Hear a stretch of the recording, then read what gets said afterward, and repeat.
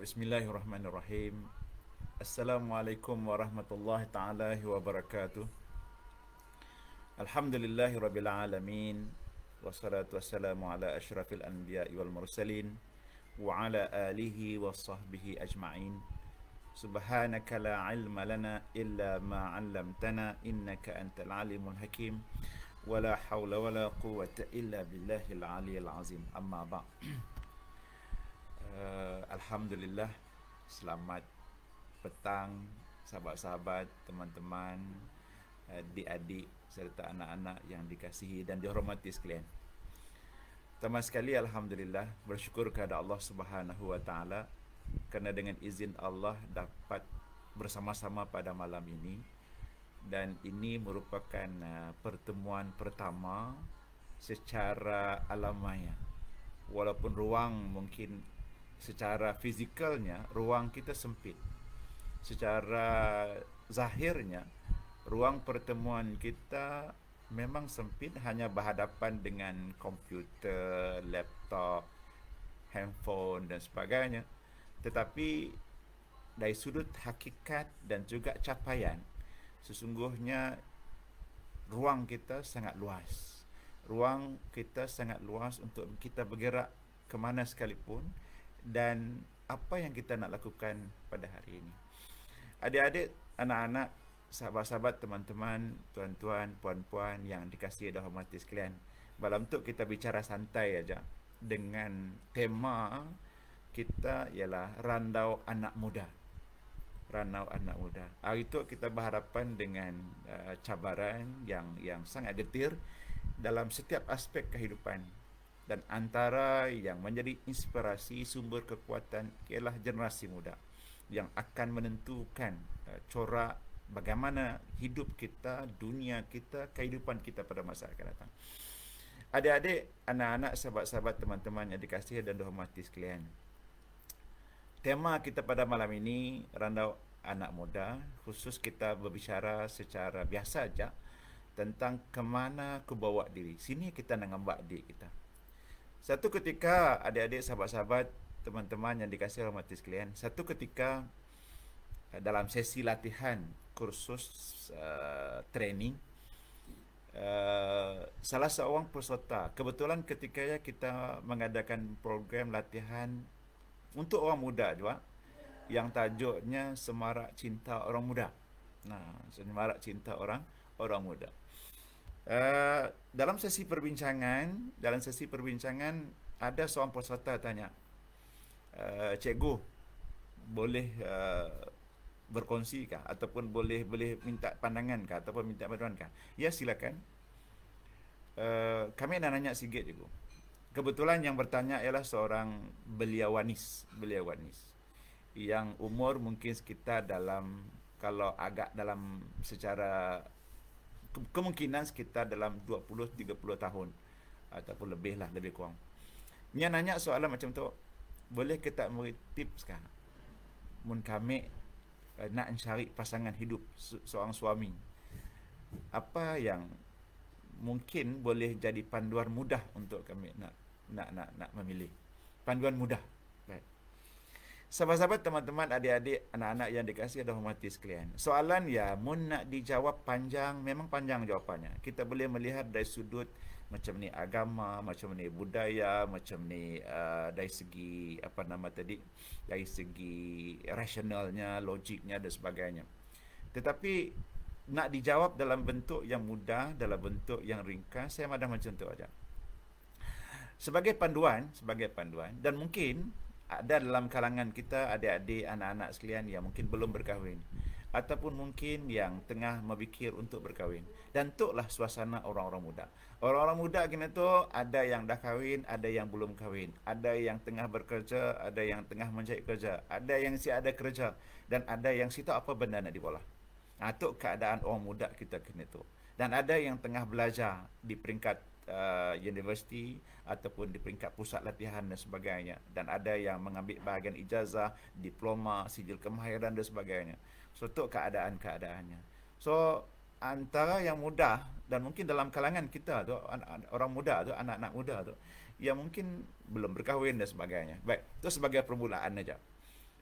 soalannya macam ni, apa tip panduan? Saya madah macam tu, bagi seorang wanita, tip yang mudah ataupun panduan yang mudah, mungkin kita boleh nanggah secara yang mudah saja, sebab kita nak manjat dari sudut agama banyak ni pun huraian dan sebagainya. So saya madah macam tu, ada dua perkara kalau kita nak nanggah macam ni, pasangan bakal suami yang mungkin boleh kita cari. Pertama sekali kita nanggah apa benda di kelakarnya, apa ceritanya. Sebab sebelum memilih, of course kita ada berkomunikasi, berhubung dan sebagainya, bercerita, berkelakar. So, antara kelakar, apa ceritanya? Baik, nak jadi panduan kepada kita memilih ialah, kita nanggap apa di kelakarnya. Ada dua benda yang penting yang menjadi perkara utama dalam kehidupan. Pertama, yang dikelakarnya ialah tentang masa depan. Apa yang nak buat masa depannya? Apa yang nak lakukan perancangannya masa depannya. Walaupun mungkin dalam suasana yang si formal, dalam suasana yang si rasmi, tapi mungkin kita boleh baca, ada siknya cerita tentang perancangan masa depan. Ada siknya cerita tentang apa yang dimahu dilakukannya pada masa hadapan, ataupun macam mana nak menguruskan kehidupannya. Ia yang pertama. Bermakna kalau pasangan tadi, orang lelaki tadi atau siapa tadi, saya ada cerita langsung tentang perancangan ataupun keinginannya masa depan, bermaksud benda yang ada dalam fikirannya. Ini ada dalam fikirannya. Bagaimana dia nak mengharungi kehidupan berkeluarga kalau perkara yang ada dalam kehidupan. Ia yang pertama. Yang kedua, perhatikan kalau dia bercerita, ada siknya cerita tentang keluarganya. Cerita tentang keluarga, cerita tentang mak, cerita tentang bapa, cerita tentang apa-apa semua. Ada sih. Bermaksud kalau dia bercerita tentang diri dan keluarganya, sikit yang kita faham bahawa ialah dia tahu harga dirinya dan dia tahu sini asalnya. Bermaksud dua aspek penting untuk panduan kita ataupun panduan para beliauan ni, contohnya dalam bahasa yang mudah, mun nak cari pasangan, sekurang-kurangnya dua benda tu. Pertama, dia cerita hal diri keluarganya, bermaksud dia tahu asal usul dirinya, bermaksud dia sedar diri. Yang kedua, dia akan banyak bercerita tentang masa depan, perancangan kehidupan, macam ni dia nak merancang dalam kehidupan yang akan datang. Dan tu at least dua perkara tu. Selain daripada perkara-perkara lain yang lebih detail lah, lebih detail. So, along the way. Ya, contoh. Sahabat-sahabat, teman-teman, adik-adik, anak-anak yang dikasihi dan hormati sekalian. Bermaksud, kemana aku bawa diri untuk kita orang muda gitu ialah sini kita nak ngembak diri kita. Apa yang kita patut lakukan? Sama ada kita kini tu dah umur mungkin, orang muda tu umurnya mungkin dalam 20-an tahun, 20 tahun, 30 tahun, 40 tahun. Dan dalam keadaan biasa, umur orang muda tu lebih kurang ialah umurnya. Dan mungkin kita dengar itu, ada orang muda yang 30 tahun, 40 tahun dah berkeluarga, mungkin ada anak seorang, ada anak dua orang dan sebagainya. Ataupun dah sampai 40 tahun, mungkin dah jadi pegawai kanan dan sebagainya. So, banyak peringkat. Jadi, sebagai panduan, kini kembali diri kita itu ialah bermaksud adik-adik, anak-anak, sahabat-sahabat yang dikasihi dan hormati sekalian. Sini kita nak ngembak diri kita ialah bermula dengan macam mana kita memikir masa depan kita. Ada beberapa perkara yang kata orang yang penting dalam kita memikirkan perubahan dalam kehidupan kita. Saya percaya semua orang ingin berubah. Semua orang ingin beroleh kebaikan. Semua orang ingin untuk menjadi lebih baik. Semua orang ingin mencapai apa yang diinginkan pada masa yang akan datang. Dan semua orang ingin berubah daripada keadaan yang tidak baik kepada keadaan yang lebih baik. Ada beberapa faktor yang saya nak kongsi pada malam tu dengan adik-adik, sahabat-sahabat, anak-anak yang dikasihi rahmat Tuhan. Ada beberapa perkara yang perlu diambil perhatian, yang boleh mengubah diri kita, yang boleh mengubah masa depan kita, yang boleh mengubah keadaan hidup kita. Ingat, satu ketiga dulu, adik-adik, anak-anak yang dikasihi rahmat sekalian. Macam ni keadaan keluarga kita. Macam ni keadaan paling dekat ialah macam ni kehidupan yang kita kenal bapa kita, mak kita. Macam ni kehidupannya dulu. Pernah sih kita bertanya dengan mak kita, dengan bapa kita, Pak, macam ni kehidupan kita dulu masa kita umur macam kami? Umur 30 tahun, 40 tahun, 20 tahun. Macam ni keadaan kita, Pak? Pernah sih kita bertanya. Mungkin kita boleh tanya dengan mak kita, Mak, Macam ni keadaan kita ketika ya, masa kita umur kami itu. Dan kalau kita sekarang ni, kalau anak-anak kita, kalau kita sekarang ni umur dalam 20, 30 tahun, 40 tahun ketika ya.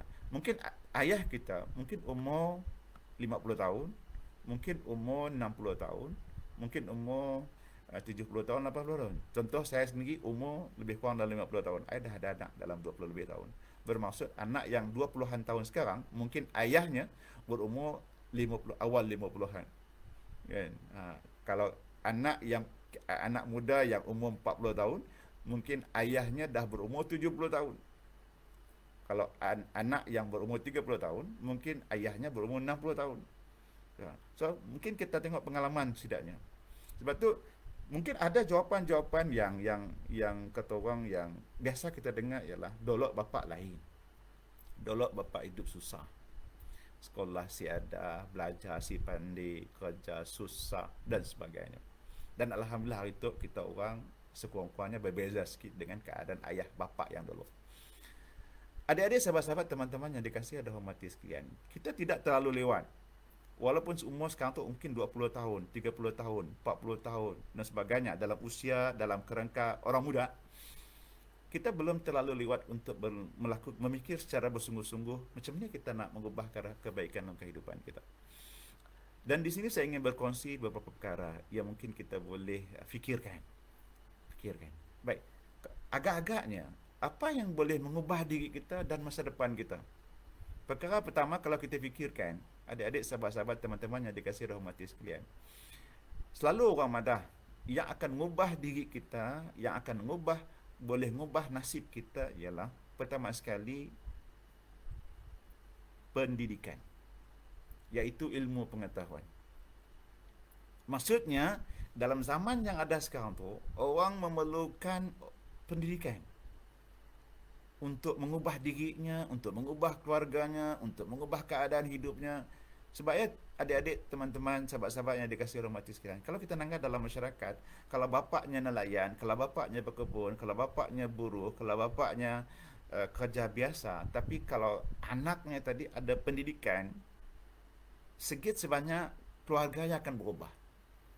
Sedikit sebanyak keluarga yang berubah. Sebab ada dalam kalangan anaknya tadi yang berpendidikan. Bermaksud, pertama yang boleh mengubah kehidupan seseorang ialah pendidikan. Sejauh ni nya bersungguh-sungguh dalam pendidikan. Sejauh ni nya melihat pendidikan yang sangat penting. Sebab tu sahabat-sahabat, teman-teman yang dikasihi dan dihormati sekalian, adik-adik yang dikasihi dan dihormati sekalian, masyarakat maju adalah bermula daripada usaha dan perhatian bersungguh-sungguh terhadap pendidikan. Sejauh ni masyarakat kita, diri kita, bapa kita mendidikan. Macam cerita dulu, ada juga sahabat kita kena tu, orang-orang muda kena tu jadi cikgu, jadi pegawai, jadi apa semua dan sebagainya because dia belajar. Dan apabila ditanya, kami sebenarnya asal dari keluarga nelayan. Bapa saya si sekolah, bapa saya si ada pendidikan. Tetapi bapa saya walaupun dia si sekolah, walaupun dia si ada pendidikan, walaupun dia kerja kampung, tetapi hal anak sekolah dia letak nombor satu. Dia sanggup bergolok bergadai nak memastikan anaknya sekolah, nak memastikan anaknya mendapat pendidikan. Dan akhirnya alhamdulillah, first ialah pendidikan.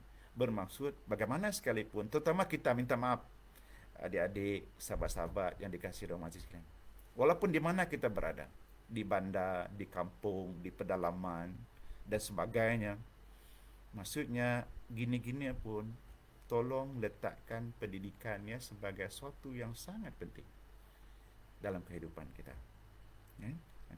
Dan ialah yang akan mengubah diri kita. Macam ia juga generasi akan datang. So maksudnya, gini kita nak ngembak diri kita ialah first, pertama sekali ialah kita kena mikir macam mana kita memenuhi keperluan pendidikan diri kita untuk anak-anak kita. Sebagaimana juga bagi anak-anak yang berjaya kini tu, bagi anak-anak yang dah menikmati kehidupan yang baik hari itu, kerana pendidikan yang mereka perolehi adalah hasil daripada pengorbanan ibu bapa dulu. Ibu bapa dulu bukannya senang, ibu bapa dulu bukan orang yang kaya dan sebagainya, tapi kerana memikirkan kita anak-anak muda itu hidupnya terjamin, maka kesusah payah, maka ibu bapa mementingkan pendidikan. Itu yang pertama. Baik, Macam ni orang yang si minat pendidikan, macam ni orang yang si mau belajar, macam ni orang yang sedar kemampuan untuk belajar. Baik, anak-anak, sahabat-sahabat, adik-adik yang dikasihi rahmati sekalian. Apapun, ada orang bukan pendidikan dalam konteks sijil akademik sahaja. Pendidikan bermaksud macam ni kita belajar daripada secara formal dan juga secara si formal. Pendidikan dalam arti kata macam ni kita jadi orang yang berilmu. Walaupun mungkin kita si ada sekolah tinggi, walaupun mungkin kita si ada ijazah dan sebagainya, tetapi pendidikan bermaksud ilmu pengetahuan yang kita peroleh secara si formal. Dan pendidikan tu boleh juga kita perolehi melalui pengalaman. Boleh juga kita perolehi melalui pemerhatian. Dan yang penting keinginan kita untuk nambah ilmu. Yang penting keinginan kita untuk jadi orang yang tahu. Ya, yang penting. Si semestinya dengan sijil, ijazah dan sebagainya. Jangan susah hati katakanlah, oh kami itu si sekolah tinggi. No. Pendidikan bukan hanya bermaksud sekolah sijilnya tadi. Pendidikan adalah hasilnya ialah sejauh ni kita berilmu pengetahuan dan menggunakan pengetahuan tadi untuk menguruskan kehidupan kita. Dan belajar maksudnya pendidikan tu dikaitkan dengan belajar. Maknanya kita kena sentiasa belajar. Dalam konteks kita sebagai orang Islam, kita disuruh belajar sini-sini pun. Belajar daripada buayain hinggalah ke liang lahat. Mesti belajar. Itu yang akan boleh mengubah diri kita. Sikiralah belajar ngaji. Ada orang minta maaf, ibu adik-adik, sahabat-sahabat, teman-teman yang dikasihi rahmat. Ada sahabat saya ni belajar. Nya umur dah dekat 60 tahun, 50 lebih tahun. Tapi belum pandai ngaji. Hari tu jangan malu. Sekira umur kita berapa, sekira berapa usia kita, mun perlu belajar. Dan ada orang yang sanggup belajar. So ibu malu. So belajar pendidikan. Nah, ia yang akan mengubah kualiti kehidupan kita. Baik. Itu yang pertama. Adik-adik, sahabat-sahabat, teman-teman, anak-anak yang dikasihi rahmat sini. Yang kedua, apabila kita pendidikan tadi, pendidikan. Yang kedua yang boleh mengubah diri kita ialah dan juga kehidupan kita ialah yang disebut sebagai kemahiran. Apa pemandai kita? Apa yang kita mahi? Nak tuklah sebenarnya yang akan membantu kita mengubah kehidupan kita. Ada orang mungkin nyasi dah belajar sekolah tinggi, nyasi ada sijil, nyasi ada apa, tapi nya mahir bertukang. Ada orang nyasi adalah ada sijil apa, tapi nya pandai mula rumahnya, pandai macam-macam kemahiran dan sebagainya. Kemahiran dalam bentuk hard skill. Okay? Kemahiran berkarya, kemahiran kesenian dan sebagainya. Ia adalah kemahiran. Dan kemahiran ya mungkin bermula daripada bakat, dan mungkin bermula daripada pengalaman, dan mungkin bermula daripada minat. Ia kemahiran. Kemahiran mungkin bermula daripada bakat seseorang. Yang kedua mungkin bermula daripada pengalaman. Yang ketiga mungkin bermula daripada minat. So kalau ada orang yang bakat menulis, bakat bertukang, bakat kreatif, maka kemahiran ialah ia akan membantu anda mengubah kehidupan kita. Dan hal itu alhamdulillah, pendidikan ataupun kehidupan kita, sistem pendidikan kita bukan hanya memberi penekanan kepada soal akademik semata-mata, tetapi juga bagi mereka yang mempunyai bakat, kemahiran, maka pendidikan dalam konteks pendidikan kemahiran ini diberi tempat dalam konteks negara kita dan negeri kita. Alhamdulillah itu mengikat nangga keadaan kita ataupun negeri kita, pemimpin kita menyediakan peluang-peluang bagi anak-anak muda yang tidak berpeluang melanjutkan pelajaran di universiti ataupun pengajian tinggi boleh menceburkan diri dalam bidang kemahiran. Kita ada Sentek, kita ada pusat latihan belia, kita ada institut kemahiran, kita ada politeknik, semuanya nunggu siapa yang nak masuk dalam bidang-bidang. Banyak bidang-bidang teknologi, sains teknologi, kemahiran, vocational yang disediakan. Terserah kepada kita anak muda untuk bersama-sama melibatkan diri secara bersungguh-sungguh. Kalau nak kira dari segi pendapatan, kalau nak mengira dari segi pulangan keuangan, ada kerja yang memerlukan kemahiran, dari segi pulangan keuangannya, pendapatannya mungkin lebih tinggi daripada orang yang ada ijazah dan sebagainya. Dan ini yang perlu diambil kesempatan. Maknanya kalau orang yang ada pendidikan kemudian si ada juga kemahiran, agak-agak macam ni masa depannya. Pendidikan si ada, kemudian kemahiran pun si ada. Susah dari segi macam ni yang nak mengubah keadaan. Itu yang kedua yang boleh mengubah kehidupan dan juga masa depan kita. Yang ketiga, gini kita nak ngembak diri kita itu, anak-anak muda, adik-adik, anak-anak, sahabat-sahabat, teman-teman yang dikasihi rahmatan. Gini kita ngembak diri kita ialah, kemana aku bawa diri itu. Yang ketiga ialah, yang disebut sebagai keusahawanan, entrepreneurship. Tadi yang pertama kita cakap pasal pendidikan. Bermaksud, nak ngubah diri kita, nak ngembak diri kita berjaya, mesti ada pendidikan. Yang kedua, kalau si dapat pendidikan sebagaimana yang ada sijil dan sebagainya akademik, maknanya walaupun kita ada pengetahuan-pengetahuan lain, perlu juga ada kemahiran.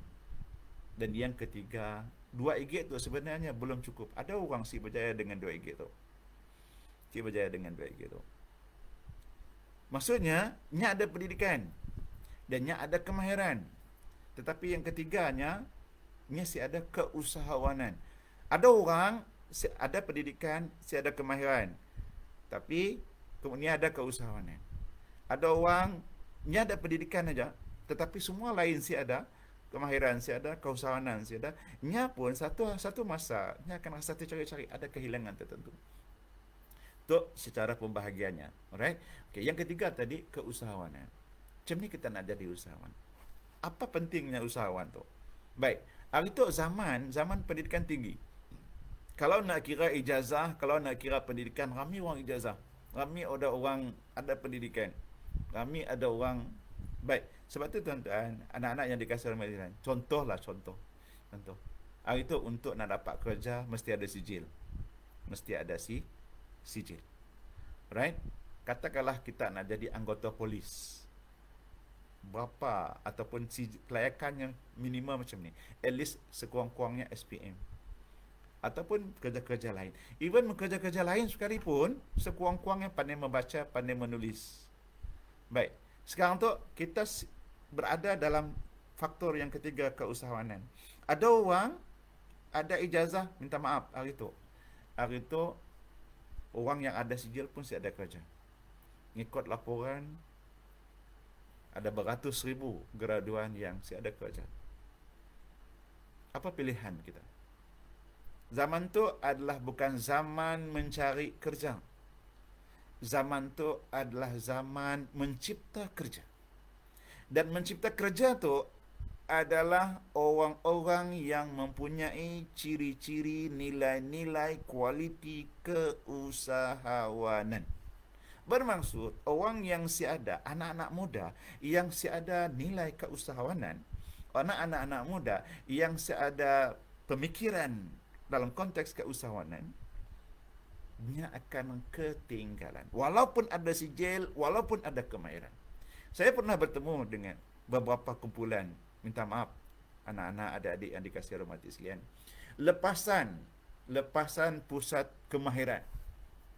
Kami, pusat kemahiran. Dapat sijil otomotif, dapat sijil welding, dapat sijil sijil molah rumah dan sebagainya, nyusun bata kemahiran, dapat sijil. Tapi jadi apa? Saya pernah bertemu, setidaknya bekerja bukan ikut kemahiran yang telah diperolehi. Kerja apa? Kerja jadi juru jual. Si salah kerja jadi juru jual. Cuma bezanya ialah si ngikut ulihnya belajar. Contohnya kita belajar mekanik, kita belajar otomotif. 6 bulan, setahun, 2 tahun belajar. Tiba-tiba lepas belajar, pergi bidang lain. Contoh, pergi bidang jualan. Contoh, si salah. Cuma sayang dari segi kemahiran tadi. Sebab itulah, tujuan kemahiran tadi ialah supaya anda, satu, menggunakan kemahiran anda untuk bekerja dengan kemahiran tadi, ataupun anda menjadi usahawan dengan kemahiran yang anda perolehi. Apa artinya belajar 2 tahun tentang kemahiran, akhirnya kemahirannya si dipakai? Okay. So maksudnya, In the first place, pertama, anda tidak tahu nak bawa diri anda ke mana. Sebab tu, anak-anak, sahabat-sahabat, adik-adik yang dikasihi rahmati sekalian, saya ulang sekali lagi, pendidikan, kemahiran, keusahawanan. Bermaksud orang yang ada nilai keusahawanan tu, sekiralah sama adanya berpendidikan, ada sijil, ataupun berkemahiran, keusahawanan tu lah yang akan memacu kehidupannya lebih baik. Even orang yang ada pendidikan sekalipun, tapi masih ada kesusahan. Masalahnya ialah, orang yang ada pendidikan tu, apabila masih ada keusahawanan, nya akan kalah dari segi persaingan. Nya akan kalah dari segi berhadapan dengan cabaran-cabaran. Walaupun nya ada pendidikan. Walaupun ada sijil, walaupun ada ijazah. Macam ni aja orang yang ada kemahiran. Orang yang ada kemahiran, kalau tidak ada nilai-nilai dan semangat keusahawanan, kemahirannya saya akan dapat dipakai.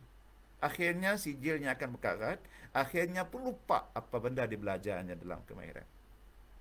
Tetapi orang yang ada keusahawanan, walaupun masih ada kemahiran khusus, masih ada pendidikannya tinggi, tetapi dengan ilmu dan semangatnya, keusahawanannya yang akan membantu dirinya untuk mengubah kehidupannya. Dan di situ sebenarnya nilai-nilai penting. Sebab tu orang yang bekerja pun perlu ada nilai usahawanan. Orang yang bisnes pun perlu ada nilai usaha. Orang yang jadi tukang pun perlu ada nilai usaha. Betul, secara contoh, saya ambil contoh sikit lah. Adik-adik, anak-anak yang dikasihi rahmati sekalian. Saya madah berapa orang kita yang dah keluar daripada pusat-pusat kemahiran. Contoh, yang ambil otomotif, yang ambil apa semuanya. Saya selalu nanya, berapa orang yang buka bengkel lift pun? Ataupun berapa orang yang jadi mekanik, akhirnya buka bengkel sendiri? Sangat tidak ramai. Sebab apa? Sebab ada nilai dan semangat keusahawanan. Sebab tu, anak-anak, adik-adik yang dikasihi rahmati sekalian, kemana aku bawa diri? Berdasarkan 3 benda tadi. Kita nak ngembak diri kita di sini. Kita nak ngembak diri kita di sini. Kita nak jadi apa? Macam ni kita nak bina masa depan. Macam ni kita nak mengurus masa depan. Macam ni kita nak membina diri kita. Dan kesemua tu, pendidikan tu tadi ialah, maknanya daripada bermula dengan pendidikan, lepasnya kemahiran, lepasnya keusahawanan, semua yang dah ada dalam kehidupan kita berterjentang di depan mata. Kita mau belajar di sini. Hari tu peluang belajar sangat tinggi. Hari itu tempat belajar sangat banyak. Mau ajak. Kita mau belajar macam ni. Kita mau separuh masa, kita mau sepenuh masa, kita mau bersemuka, kita mau secara online. Saya ada masalah. Kita mau mahal, kita mau murah, saya ada masalah. Nak pergi swasta pun boleh, nak pergi kerajaan pun boleh, nak pergi di pusat-pusat latihan pun boleh. Even sekarang tu, untuk maklumat adik-adik, anak-anak yang dikasihi rahmati sekalian, saya selalu madah dengan anak-anak yang ada, yang apa kata orang, yang ada berkesempatan dapat ijazah ataupun sijil, diploma dan sebagainya, tapi mahir dalam bidang-bidang tertentu. Sebenarnya kini tu ada yang disebut sebagai sijil kemahiran. Bermaksud dengan kemahiran yang anda miliki, anda boleh terjemah, transfer, tukarnya menjadi bentuk diploma, bermula dengan sijil 1, 2, 3, kemudian 1, kemudian pergi ke diploma pun peringkat diploma, ataupun diploma lanjutan yang tarafnya sama dengan ijazah.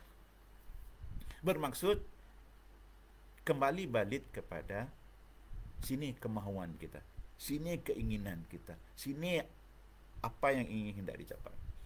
Saya selalu memberi contoh adik-adik, anak-anak yang dikasihi dan hormati sekalian. Orang yang berjaya, ingat dulu masa kita masa kita lagi kecil nak berlomba. Hidup tu umpama kita berlomba sampai ke garisan penamat. So masing-masing berlomba. Maknanya sebelum nak berlomba ya, berlatih. Ni ada orang berlomba si berlatih. So berlatih bersungguh-sungguh sebab nak berlomba, nak bertanding.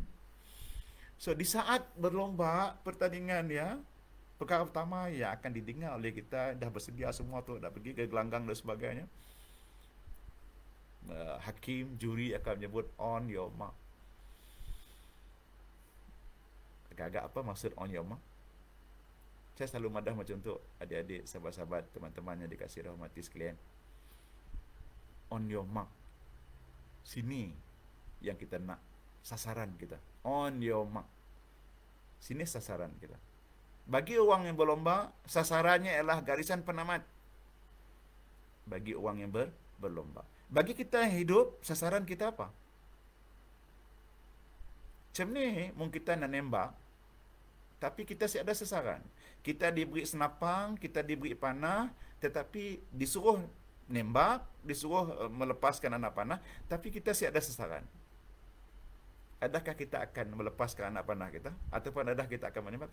Because kita ada sasaran. So maksudnya, kemana aku bawa diri, dalam konteks pendidikan, dalam konteks kemahiran, dalam konteks keusahawanan tadi, apakah sasaran kita? Ada orang mungkin mesti melihat pendidikan ataupun dalam konteks pendidikan tadi sebagai sasaran utamanya. Dia tahu mungkin ada masalah-masalah tertentu. Jadi dia pergi kepada kemahiran. Kemudian mungkin ada yang si mahir, si ada pandai bertukang tangan, si pandai dan sebagainya. Okey, pergi kepada keusahawanan. Cuma asas pengetahuan mesti ada. Pengetahuan mesti ada. Maksudnya mesti ba lam alif ja. Setidak-tidaknya belajar tentang kehidupan, belajar tentang budaya, belajar tentang agama dan juga nilai. Asas. Soal sijil, ijazah, soal kedua. Tapi mesti belajar benda. Dan belajar benda akan membantu anda meneruskan kehidupan. Walaupun ada sijil. Tapi belajar budaya, belajar agama, belajar tentang kehidupan, belajar masyarakat. Bagi kita orang Islam, of course, jadi trust kepada kehidupan kita. Kemudian, itulah kita membentuk sasaran kita. On your mark. Di saat kita on your mark tadi, dah tahu sasaran kita, barulah kita nangga sini arah tuju kehidupan kita. Sini kita nak ngambak diri kita. Kita nak ngambak kita ke garisan penamat. Garisan penamat ni apa? Bagi orang yang berjaya, apa pentingnya garisan penamat? Bayangkan kita, kalau kita berlomba, agak-agak di garisan penamat nun ada apa? Di garisan penamat nun ada hadiah. Di garisan penamat nun ada kebahagiaan. Di garisan penamat nun ada kegembiraan.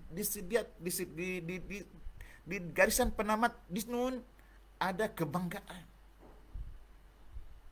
Ada keindahan, ada keseronokan, ada kebahagiaan. Ialah di garisan penamat.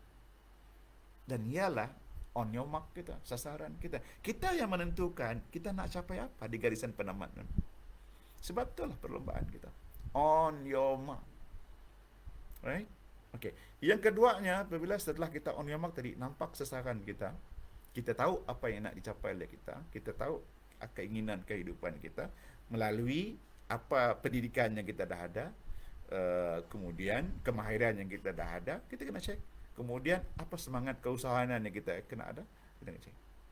Barulah get set. Get set tu kita bersedia. Nampak garisan penamat, bersedia. Okay? Dan bersedia bermaksud kita dah siap nangga keliling dah. On your mark tadi orang masih berbunyi-bunyi dekat stadium. Masih. Tapi apabila get set, kita dah tunduk, kita dah tahu sini sasaran, kita nunggu orang melepas kita untuk berlari. Then, on your mark, get set. Get set tadi kita dah fokus dah. Fokus. Fokusnya macam ni. Fokusnya ialah dengan bertanya diri kita, macam ni mana aku sampai di sini? Apa yang aku nak capai? Macam ni aku rasa? Bayangkan fokus tadi, bila kita sampai di sini, kegembiraan, kebahagiaan, hadiah dan sebagainya, keseronokan, ia yang akan berlaku. So, dia akan fokus. Right? Get set. Apabila dilepaskan, bunyi senapang dan sebagainya, pop, terus berlari. Dalam berlari apabila orang ada sasaran, apabila orang ada on your mark, apabila orang ada target, ini akan terganggu oleh apa yang ada di sekelilingnya. Sebab, kalau ini terganggu dengan apa yang ada di sekelilingnya, ia akan berjaya dan ia akan menjejaskan perjalanan dan juga prestasi. Cool.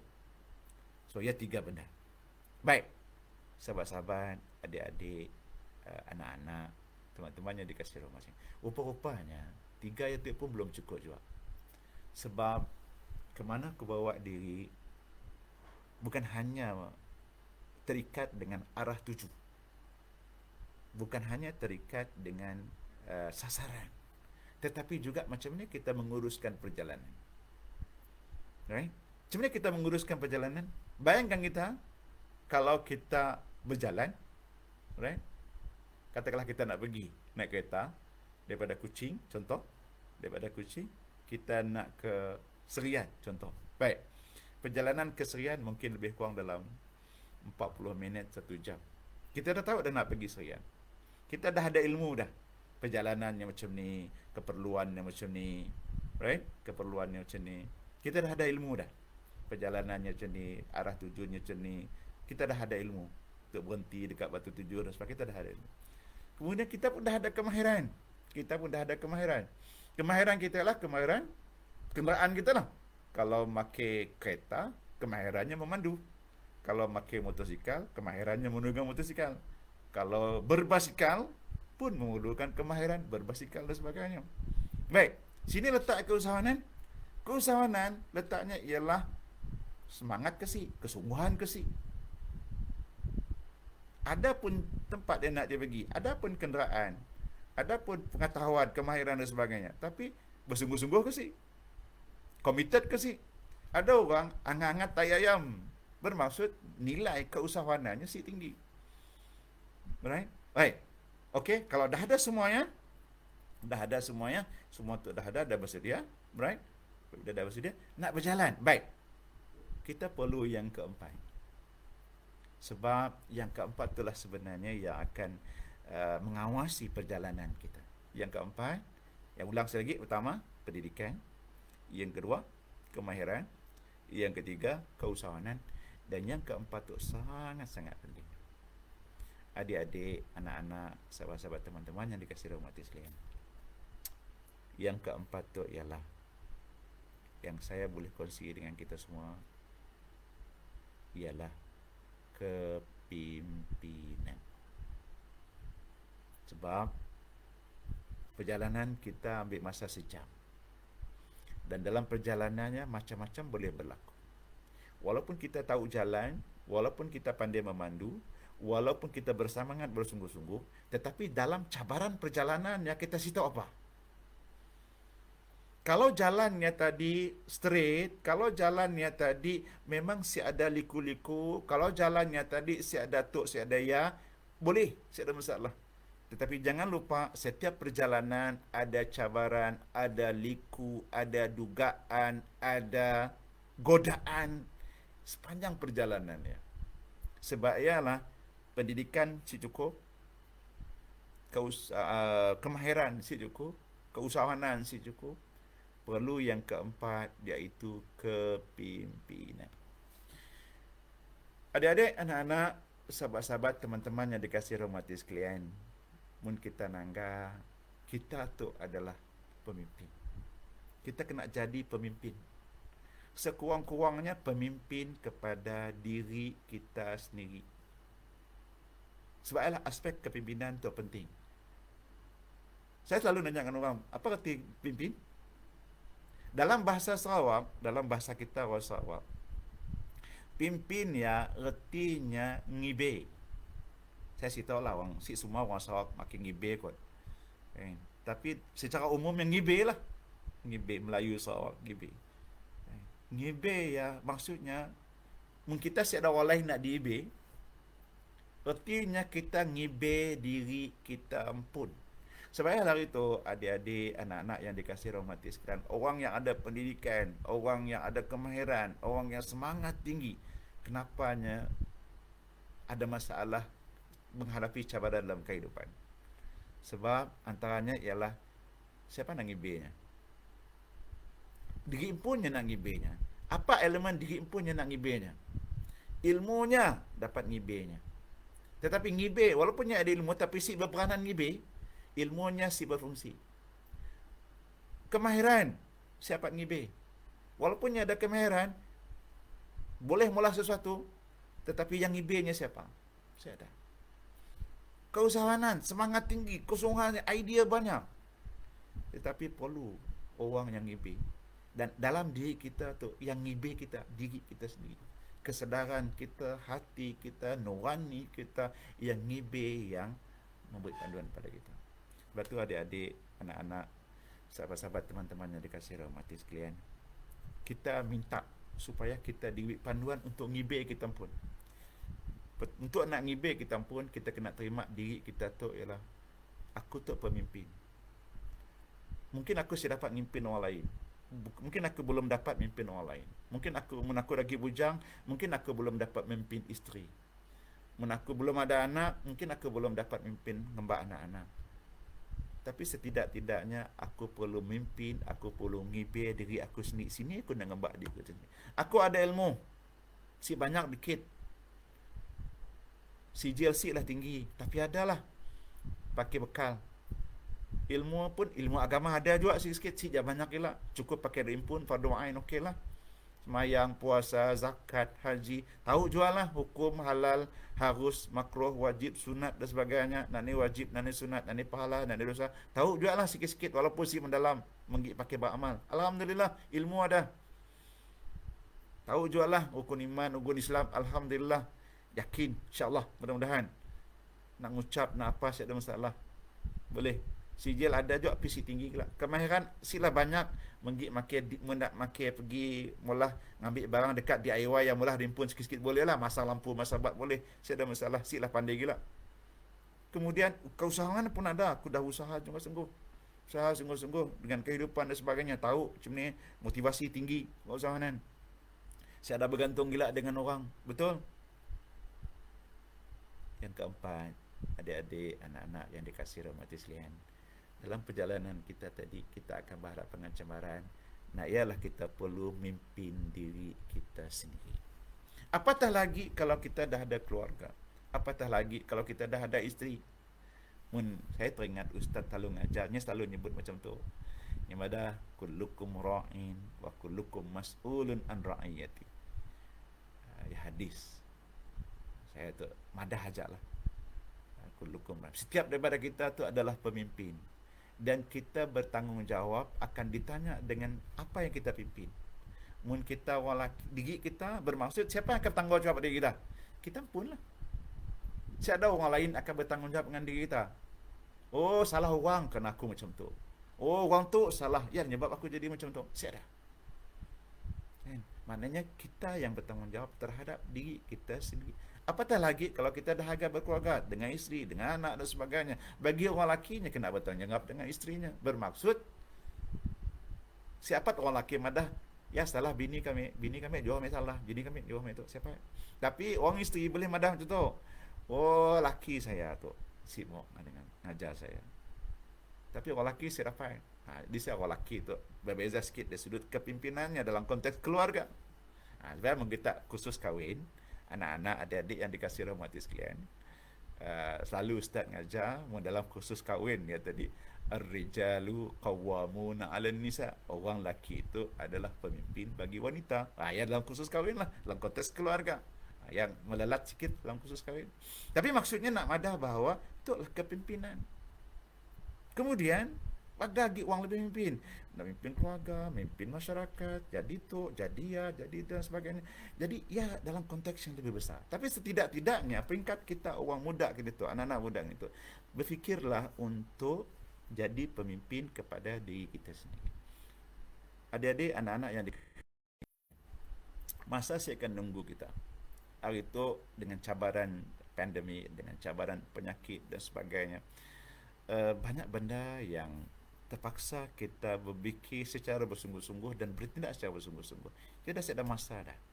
Sebab tu orang yang memimpin, macam saya madah tadi peringkat awal, tips untuk jadi suami ataupun untuk wanita memilih calon suami ialah secara mudahnya ialah bermakna orang yang fikir masa depan, orang yang fikir tentang keluarga, orang yang fikir asal usul, ialah ciri-ciri kepimpinan. Seorang pemimpin sama ada keluarga, diri dan sebagainya, dia kena mikir masa depan. Dengan kata lain, perlu ada wawasan. Dulu kita bercakap pasal wawasan. Hari itu pun kita bercakap pasal wawasan juga. Dan Alhamdulillah, untuk melelat sikit sebagai perkongsian bersama, Alhamdulillah kita di Sarawak. Sebelum negeri lain ada wawasan, kita dah ada wawasan dah. Kepimpinan kita dan nyuruh kita mikir macam ni, kita jadi negeri maju pada tahun 2030. Dan ada panduan. Tok yang perlu kita laksanakan. Tok yang akan kita usahakan. Tok perancangannya dari sudut ekonomi, dari segi pendidikan, dari segi kemahiran, dari segi pertanian, dari segi kemudahan, semua ada. Dan ya, maksud saya ialah dalam konteks yang lebih kecil, seorang pemimpin tu perlu ada wawasan, dan anak muda hari tu perlu ada mikir masa depan. Setidak-tidaknya 5 tahun 10 tahun akan datang. Dan ialah ciri pertama ataupun ciri antara ciri penting bagi seorang pemimpin. Kalau kita dalam konteks keluarga, apa impian keluarga kita? Apa wawasan keluarga kita? Contoh, ada anak, contohnya, aku nak sekurang-kurangnya macam ni. Ada orang dah merancang anaknya. Satu ketika dulu, adik-adik, sahabat-sahabat, teman-teman yang dikasihi rahmat sekalian, bapa saya selalu madah. Ayatnya macam tu. Selalu nyebut motivasi. Melahirkan anak yang dirancang ataupun merancang anak yang dilahirkan. Saya lalu nanya apa maksud dua-dua IG ya, panjang ceritanya, ada khusus, ada modul khusus ni mana. Nak cerita tentang merancang anak yang dilahirkan dan melahirkan anak yang dirancang. Kita pun ada dalam konteks keluarga untuk merancang keluarga dan sebagainya. Ada orang hanya melihat merancang keluarga yang hanya dalam konteks bilangan anak. Tetapi merancang keluarga bukan hanya dalam konteks bilangan anak, tetapi merancang macam ni nak membangunkan keluarga. Hari itu contoh, anak kita masuk sekolah rendah. Kita nak masuknya di sini. Contoh bagi anak muda yang ada anak-anak seorang dua orang contohnya. Masuk sekolah rendah, tadika saya dah halang. Mungkin tadika yang mungkin banyak pilihan je, tidak masalah tadika. Tapi ada je orang dah milih pendidikan tadika. Oh, kami di mau sekolah aliran bahasa Inggeris tadika yang ada ngajar bahasa Inggeris. Kami mau anak pandai bahasa Inggeris ataupun international school, preschool katakanlah. Ada orang boleh biar belanja mahal sekalipun. Ada orang kami mau anak kami masuk tadika yang ada belajar agama, tadika Islam contoh. Ataupun dah masuk sekolah rendah, banyak lagi. So maksudnya di sini dah ada elemen merancang masa depan anak-anak. So maksudnya di sini lah perlu ada kepimpinan, nilai-nilai kepimpinan. Maknanya kesedaran untuk merancang, kesedaran untuk memikirkan masa depan bagi diri, keluarga dan masyarakat. Sebab adik-adik, anak-anak yang dikasihi dan hormati sekalian, banyak cerita kita sebenarnya. Saya untuk pertemuan pada malam tu siklah bercadang nak cakap banyak, cuma sekadar berkongsi perkara-perkara tadi, dan mudah-mudahan perkara-perkara tadi dapat memberi sedikit sebanyak panduan dan galakan kepada kita untuk melanjutkan cermin kita dalam kehidupan kita. Percayalah, setiap yang bermula akan bermahir, dan kini tu kita masih lagi dalam perjalanan dengan cabaran-cabaran yang akan datang. Khusus bagi kita anak-anak muda negeri Sarawak, mudah-mudahan cabaran tu perlu ada kekuatan diri kita. Dan bincanglah, binalah tim, binalah pasukan, binalah lingkungan yang positif. Mintalah nasihat daripada abang, mintalah nasihat daripada orang-orang lain, pak saudara, ngah, uwa dan sebagainya. Sentiasa berkomunikasi, sentiasa bertanya, sentiasa berbuang ambil, sentiasa kata orang menyatakan apa yang kita inginkan, dan terima panduan, feedback, maklum balas daripada orang lain, dan dalam masa yang sama perbaiki. Sebab kita akan dapat mengolah satu perkara terus berjaya. Kadang-kadang kita terpaksa berulang-ulang kali salah, gagal, tak apa. Tapi setiap kali kita bertemu dengan kegagalan, ia bukan bermaksud kegagalan, ia bermaksud suatu maklum balas, kesan daripada apa yang kita buat dan kita perbaiki. Ini bukan gagal, tapi proses maklum balas, feedback yang perlu kita gunakan memperbaiki pada masa akan datang. Sebab tu anak-anak, adik-adik, sahabat-sahabat yang dikasihi hormati sekalian, untuk pertemuan pertama kita pada malam tu, insya-Allah mudah-mudahan diberi kekuatan untuk kita bertemu lagi dalam sesi-sesi yang akan datang. Mungkin dalam randau kedua kita, insya-Allah. Dan semoga sentiasa diberi kekuatan di Allah Subhanahu Wa Taala. Saya minta maaf, mungkin ada kekurangan, kelemahan dan sebagainya. Sekadar ingin menyampaikan rasa untuk berkongsi dengan semua adik-adik serta anak-anak. Mungkin siklah suatu yang besar, tetapi mudah-mudahan boleh dimanfaatkan, boleh dipikirkan. Fikirkanlah dan usahakanlah. Mulakan dengan banyak persoalan tentang diri kita. Sini kita nak pergi. Sebab tu tadi, kemana aku bawa diri tadi. Ingat, kemana aku bawa diri. Pertama, melihat patut pendidikan, kemahiran, keusahawanan dan kepimpinan. Dan pastikan kita tu ada kualiti kepimpinan dalam diri kita. Setidak-tidaknya untuk ngembak kita pun, ngibih kita pun. Sini kita nak pergi. Sahabat-sahabat, adik-adik, anak-anak yang dikasihi rahmati sekalian, saya sih tahu apa komen-komen tu, saya tahu ada cadangan ke apa ke. Saya nak baca sikit.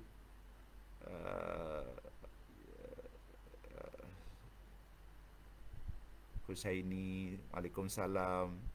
Abang Muhammad Syukri, Waalaikumsalam. Abang Mazwat, terima kasih, Alhamdulillah. Nur Hidayah, orang jauh tu, orang Limbang, orang usahawan, Nur Hidayah. Saya tahu apa berita, mudah-mudahan baik, insya-Allah. Mudah-mudahan bisnes berjalan dengan baik walaupun berhadapan dengan cabaran COVID dan sebagainya. Saya kira apapun cabaran dalam kehidupan kita memang akan ada. Jadi yang penting dengan pendidikan, dengan kemahiran, dengan keusahawanan dan dengan kepimpinan, kesedaran kita, insya-Allah kita boleh menghadapi apa juga cabaran yang kita hadapi. Yud di Melano, Waalaikumsalam, Alhamdulillah. Cik Wan Luqman, Alhamdulillah, orang muda kita, pemimpin kita, mudah-mudahan insya-Allah jadi pemimpin insya-Allah. Khafizul, Alhamdulillah, terima kasih. Syafi'i, Alhamdulillah, terima kasih. Pagi tu tu banyak-banyak usahawan tu. Okey, terima kasih. Abang Deris, terima kasih. Alhamdulillah, mudah-mudahan. Terima kasih. Alhamdulillah, mudah-mudahan Adillah, Zul. Pagi ni tu ada. Alhamdulillah, terima kasih. Jadi ya aja apa nama tadi pertemuan kita pada malam tu. Sekali lagi saya ucapkan ribuan terima kasih.